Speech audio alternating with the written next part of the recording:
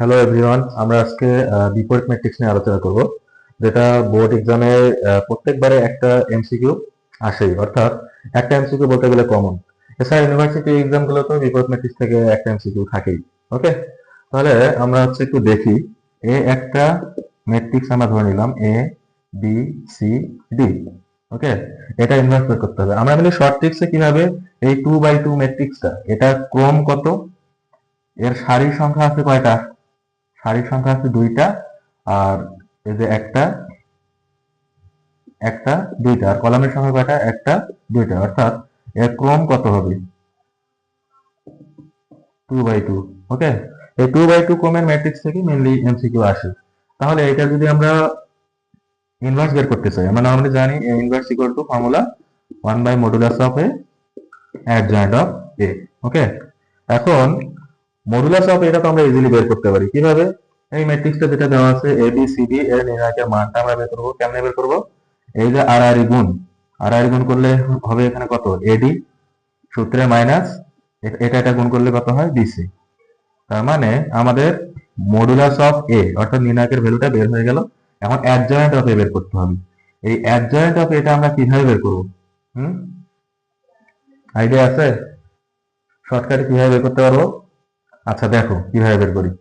এই যে মুখ্য কর্ণ বরাবর যে উপাদানটা আছে, সেটা কি হবে, এই মুখ্য কর্ণ বরাবর যে উপাদান সেটা ইন্টারচেঞ্জ হবে।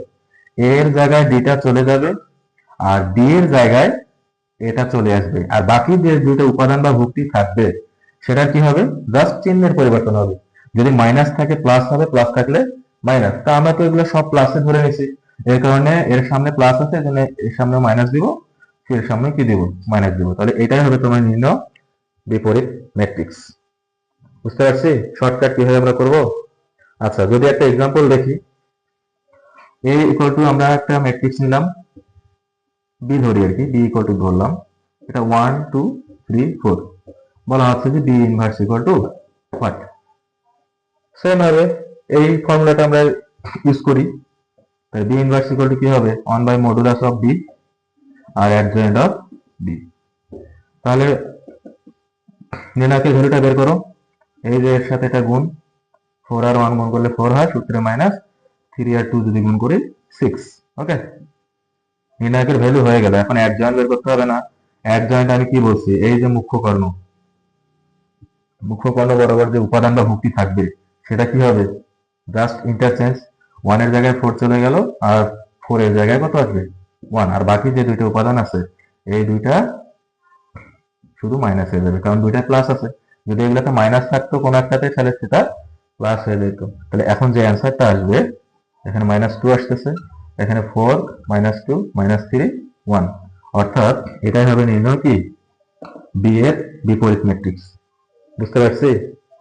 আর একটা জিনিস খেয়াল রাখবা, নোট আকারে লিখে রাখো, এই যে বি এর ভ্যালুটা আমরা বের করছি মান, এটা 0 হওয়া যাবে না।